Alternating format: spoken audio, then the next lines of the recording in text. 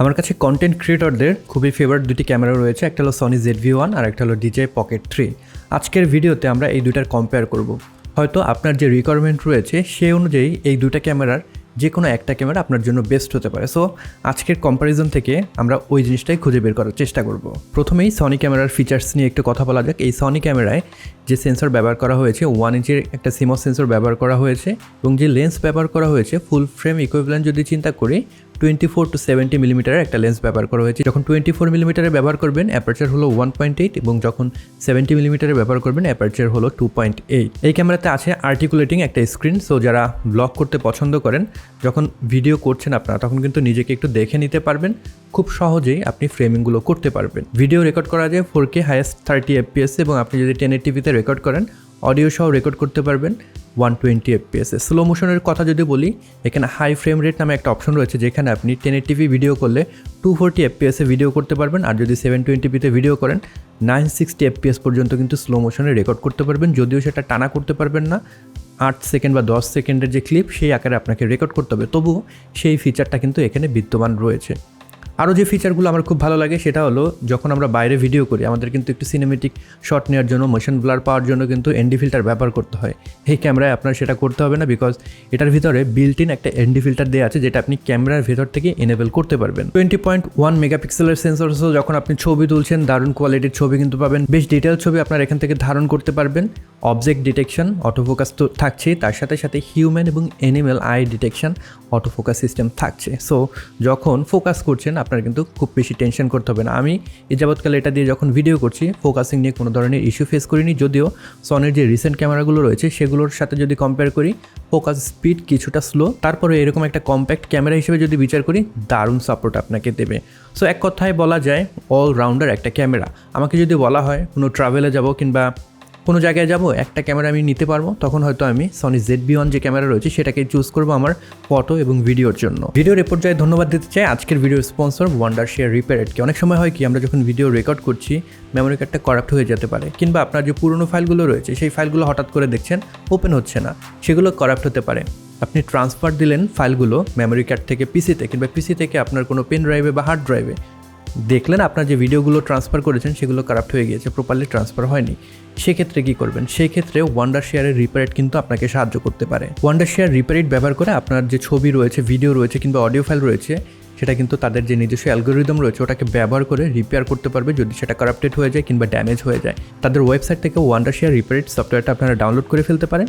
সেখানে আপনার যে ড্যামেজ ফাইল রয়েছে যা সিলেক্ট করে ওপেন করবেন, দেন আপনারা রিপেয়ারে ক্লিক করলে কিন্তু অটোমেটিক্যালি সেটা রিপেয়ার করে দেবে। সো আপনারা কিন্তু ইজিলি আপনাদের ফাইলগুলোকে রিপেয়ার করতে পারবেন যদি ওয়ান্ডারশেয়ার রিপেয়ারেড ব্যবহার করতে পারেন। আপনাদের ট্রাই করতে কোনো ধরনের টাকা দরকার হবে না, তবে আপনারা যদি সেটাকে রিপেয়ার করতে যান তখন কিন্তু পেমেন্ট করার দরকার হবে। ওয়ান্ডারশেয়ার রিপেয়ারেডের একটা অনলাইন ভার্সনও রয়েছে এবং ওয়ান্ডারশেয়ার রিপেয়ারেড ব্যবহার করে কিন্তু তাদের অনলাইনে একটা ফিচার রয়েছে যেখানে আপনি পুরনো যে ছবিগুলো রয়েছে সেগুলোকে কালারাইজ করতে পারবেন, পুরোনো ছবিকে রেস্টোর করতে পারবেন। ভিডিও ডেসক্রিপশনে ওয়ান্ডারশেয়ার রিপেয়ারেটের লিঙ্ক দেওয়া থাকবে, আপনাদের যদি প্রয়োজন হয় সেখান থেকে কিন্তু আপনারা ডাউনলোড করে ব্যবহার করতে পারেন। অপরদিকে DJI Pocket 3 এটা কিন্তু একটা ভিডিও সেন্ট্রিক ক্যামেরা, খুব ইজি টু ইউজ, খুব সহজে আপনি ক্যারি করতে পারবেন। ছোটোখাটো একটা ক্যামেরা, জাস্ট এটাকে স্ক্রিনটাকে যদি রোটেট করেন ক্যামেরাটা অন হয়ে যাবে। এই ক্যামেরাতে যে সেন্সর ব্যবহার করা হয়েছে এটার সেন্সরও কিন্তু 1 ইঞ্চ। জাস্ট কম্পেয়ার করেন আমাদের ZV-1 এবং এইটার যে সাইজ ক্যামেরার সেটা কিন্তু আকাশ পাতাল তফাৎ, বাট এখানেও সেম 1 ইঞ্চের একটা সেন্সর ব্যবহার করা হয়েছে। তবে এখানে ফিক্সড একটা লেন্স পাচ্ছি আমরা 20 মিলিমিটার ইকুইভ্যালেন্ট ফুল ফ্রেমের সাথে যদি চিন্তা করি, এবং সেটার অ্যাপারচার হলো 2.0।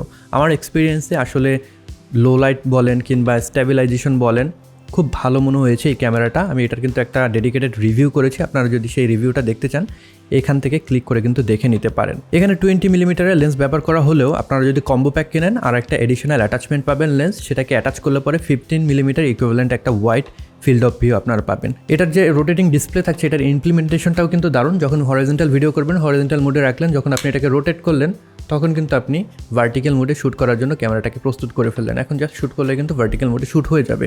সো যারা ডেডিকেটেডভাবে ভার্টিক্যাল কন্টেন্ট তৈরি করেন তাদের জন্য বেশ দারুণ একটা ক্যামেরা হবে। যে ক্যামেরাটা রয়েছে সেটা নিজে একটা গিম্বেলের উপরে বসানো আছে। সো স্ট্যাবিলাইজেশন কিন্তু অন্যান্য যে ক্যামেরাগুলো রয়েছে যেগুলো ইলেকট্রনিক স্ট্যাবিলাইজেশন ব্যবহার করে কিংবা অপটিক্যাল স্ট্যাবিলাইজেশন ব্যবহার করে সেগুলোর চেয়ে বেটার কোয়ালিটির স্ট্যাবিলাইজেশন পাবেন। স্পেশালি লো লাইটে যদি আমরা চিন্তা করি 10 বিট ভিডিও রেকর্ড করতে সক্ষম, যাতে করে আপনি ডাইনামিক রেঞ্জ অনেক বেশি পান। 4K তে যদি ভিডিও ধারণ করেন হাইয়েস্ট 60 FPS আপনারা ভিডিও ধারণ করতে পারবেন অডিও সহ। আর যদি আপনারা স্লো মোশনে রেকর্ড করেন 4K 120 FPS কিন্তু ভিডিও রেকর্ড করতে পারবেন। 1080p হাইয়েস্ট আপনারা 240 FPS কিন্তু ভিডিও রেকর্ড করতে পারবেন। সনি ZV-1 এ যেরকম HLG3 কিংবা S-Log3 লক প্রোফাইলের সাপোর্ট রয়েছে, ঠিক তেমনিভাবে পকেট 3তেও কিন্তু লক প্রোফাইলের সাপোর্ট রয়েছে। এখানে আপনারা 10 বিট কালারে রেকর্ড করতে পারবেন যখন আপনারা D-Log-M কিংবা HLG প্রোফাইলে রেকর্ড করছেন। এতে করে যখন আপনি কালার গ্রেড করছেন বেটার ওয়েতে কিন্তু কালার গ্রেড করতে পারবেন। অনেক তো হলো এগুলোর ফিচার নিয়ে কথাবার্তা, রিভিউ নিশ্চয়ই দেখে নিতে পারেন। দুইটা রিভিউ কিন্তু আমার চ্যানেলে রয়েছে। এখন আমরা এইটার যে test side by side compare করে দেখব কোনটা থেকে কীরকম রেজাল্ট পাই। প্রথমে আমরা স্টুডিও কন্ডিশনে দুইটা ক্যামেরা একই জায়গায় রেখে দেখব আপনারা যদি স্টুডিও কন্ডিশনে এরকম ইন্ডিয়ান কন্ডিশনে ভিডিও রেকর্ড করেন কীরকম রেজাল্ট পেতে পারেন। এখন আপনারা দেখতে পাচ্ছেন ইন্ডিয়ান কন্ডিশনে যদি আমরা অ্যাকশন 3 এবং ZV-1 দিয়ে রেকর্ড করি কীরকম রেজাল্ট পেতে পারি। দুইটা ক্যামেরাই মোটামুটি সেম জায়গায় রাখা আছে যাতে করে এই দুইটার যে ফোকাল লেন্থ রয়েছে সেগুলোর ভিতরে একটা কম্প্যারিজন আপনারা দেখতে পান। আমার কাছে মনে হচ্ছে অ্যাকশন 3 যে লেন্স রয়েছে 20mm সেটা কিন্তু বেশ ওয়াইড একটা ভিউ দিচ্ছে। আমার থেকে ক্যামেরাটা জাস্ট 1 ফিটের মতো দূরত্বে রয়েছে। 1 ফিট দূরত্বে রেখে পকেট 3 থেকে এরকম একটা ফিল্ড অফ ভিউ পাবো এবং 1 ফিট দূরত্ব থেকে আমরা ZV-1 থেকে যেটা 24mm লেন্স যদি একদম মিনিমাম ফোকাল লেন্থে রাখি এরকম একটা ভিউ পাবো। অ্যান্ড পিছনের যে ব্যাকগ্রাউন্ড সেটা কোনটা কীরকম ব্লার করছে সেই জিনিসটা একটু লক্ষ্য করতে পারেন। আমার এক্সপিরিয়েন্সে মনে হচ্ছে যেহেতু ZV-1 এর যে অ্যাপারচার সেটা একটু কম 1.8 এবং এর সাথে সাথে এটার ফোকাল লেন্থটা একটু বেশি 24mm। যদি আমরা এরকম জাস্ট দূরত্বে রাখি ক্যামেরাটা তাতে কিন্তু ZV-1 এ ব্লার ইফেক্ট একটু বেশি পাবো। তবে এই ব্লার ইফেক্ট আপনারা নিয়ে আসতে পারবেন পকেট 3তেই যদি আরেকটু ক্লোজে চলে আসেন ক্যামেরার থেকে আপনার যে দূরত্ব সেটা যদি 1 ফিটের চেয়ে আরেকটু কমে নিয়ে আসেন, সাপোজ যদি 8 ইঞ্চ বা 10 ইঞ্চের মতো দূরত্বে নিয়ে আসেন সেক্ষেত্রে এরকম একটা ফিল্ড অফ ভিউ পাবেন। ব্যাকগ্রাউন্ডটা আরেকটু বেশি ব্লার হবে, তখন কিন্তু ZV-1 এ দেখবেন অনেক বেশি ক্রপ হয়ে যাচ্ছে, রাইট? সো আপনার ZV-1 এ প্রপার ফ্রেমিং করতে হলে মিনিমাম 1.5 ফিট দূরত্বে রাখতে হবে ক্যামেরাটা, তাহলে কিন্তু পুরো একটা হেডশট টাইপের যে ভিউ সেই জিনিসটা কিন্তু আপনারা পাবেন। ডাইনামিক রেঞ্জ ইনডোরে কীরকম পাচ্ছেন, বিকজ এটা একটা আসলে কন্ট্রোলড এনভায়রনমেন্ট, দুটা থেকে আশা করি সিমিলার কাইন্ড অফ একটা রেজাল্ট পাবেন। এবং ডিটেলস কীরকম পাচ্ছেন যদি আপনারা লাইটিং প্রপার ব্যবহার করে স্টুডিও কন্ডিশনে ভিডিও রেকর্ড করেন, ঘরের ভিতর বসে ভিডিও কি রেকর্ড করতে পারবেন সেই জিনিসটাও কিন্তু এখান থেকে আপনারা সিলেক্ট করতে পারবেন। এখন যে কাজটা করব দুইটার অডিওটা আমরা একটু চেক করব। শুনতে পাচ্ছেন আমাকে সনি ZV-1 এর যে মাইক্রোফোন রয়েছে 3 ক্যাপসুলার মাইক্রোফোন, সেই মাইক্রোফোনে কীরকম অডিও পিক আপ করছে যদি খুব ক্লোজ আপনার ক্যামেরাটাকে রাখেন। এবার শুনতে পাচ্ছেন পকেট 3তে যদি আপনাদের যে অডিওটা সেটা রেকর্ড করেন ডিরেক্টলি খুব কাছে রেখে সেক্ষেত্রে এরকম কোয়ালিটির একটা অডিও পাবেন। এরকম কন্ট্রোলড একটা এনভায়রনমেন্টে কীরকম অডিও পাচ্ছেন কীরকম কোয়ালিটি পাচ্ছেন সেটা কিন্তু আপনারা বুঝতেই পারছেন।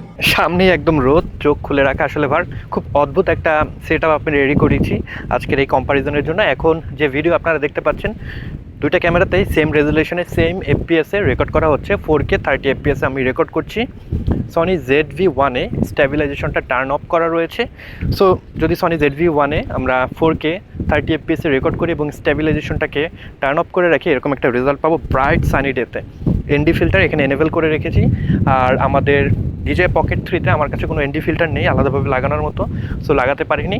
তো এরকম একটা রেজাল্ট পাচ্ছি যদি আমরা রেকর্ড করি HLG ব্যবহার করে।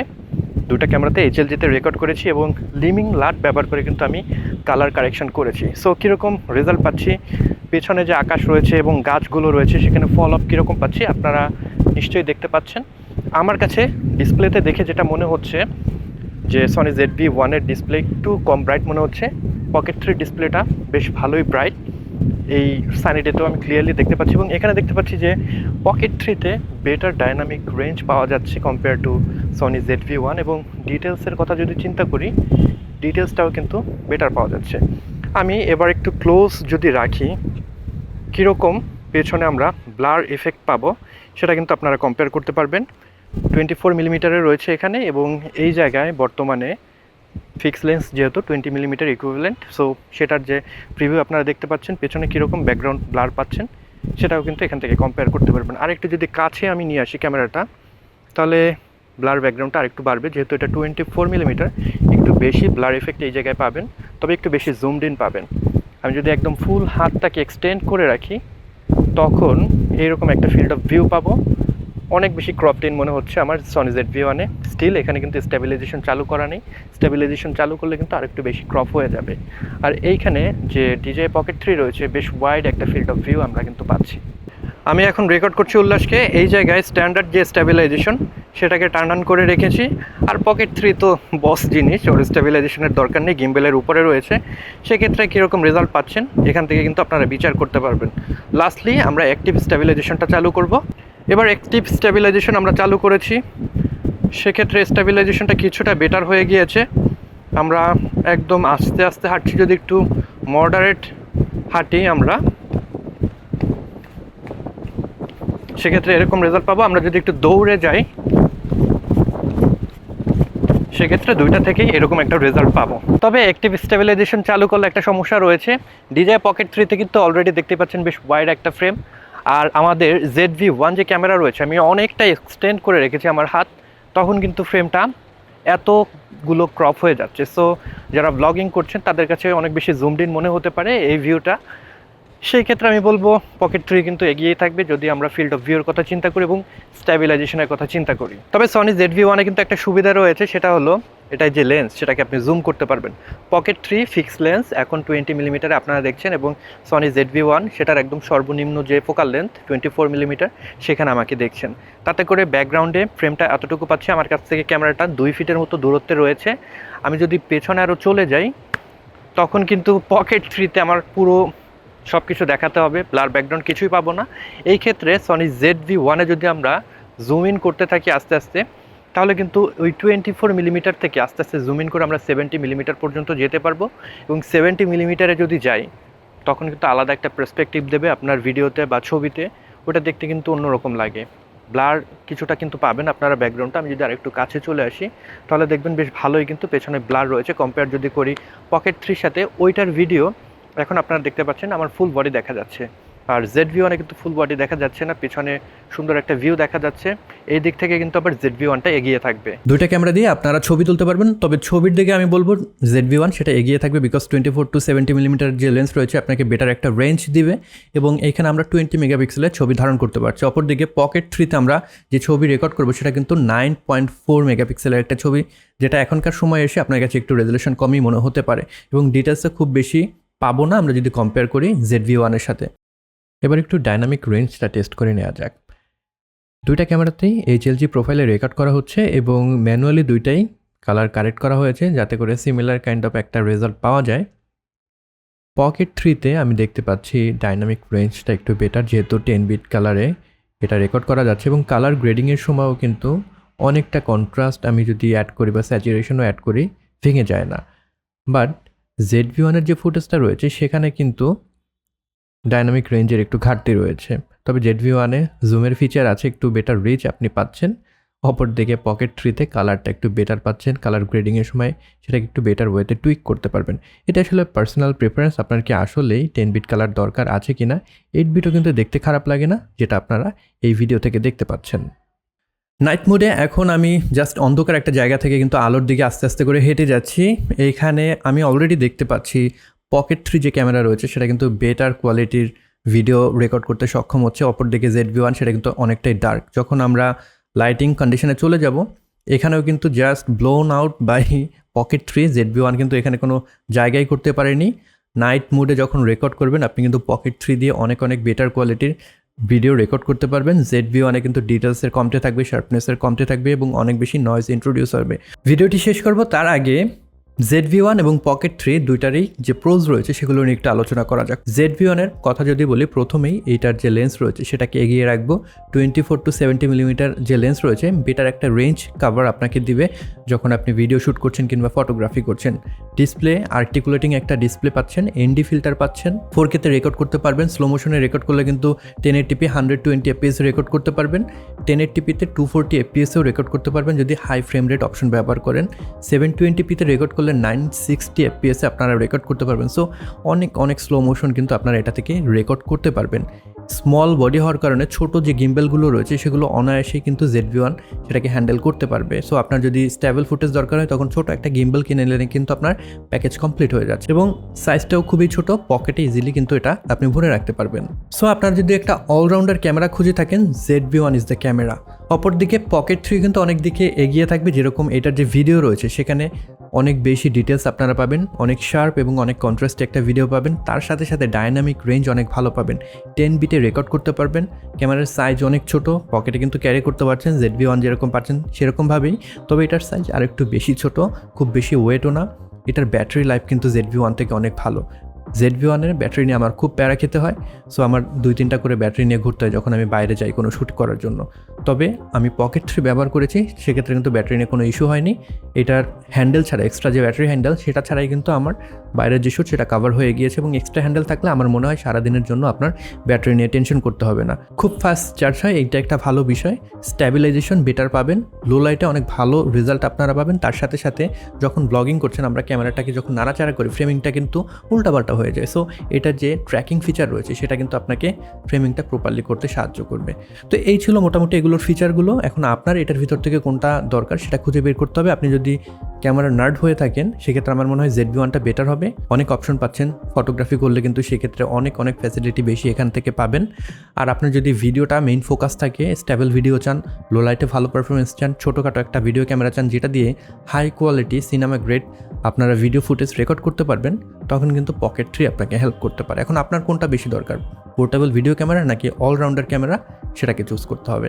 এই ছিল আজকের ভিডিও। আশা করি ভিডিওটি আপনাদের ভালো লেগেছে। যদি ভালো লেগে থাকে আর এই ভিডিও থেকে নতুন কিছু জেনে থাকেন সেক্ষেত্রে কিন্তু ভিডিওটিতে একটি লাইক দিতে পারেন। এই চ্যানেলে আপনি নতুন হয়ে থাকলে সাবস্ক্রাইব করতে ভুলবেন না। I'll catch you guys on the next one. Until then, good by.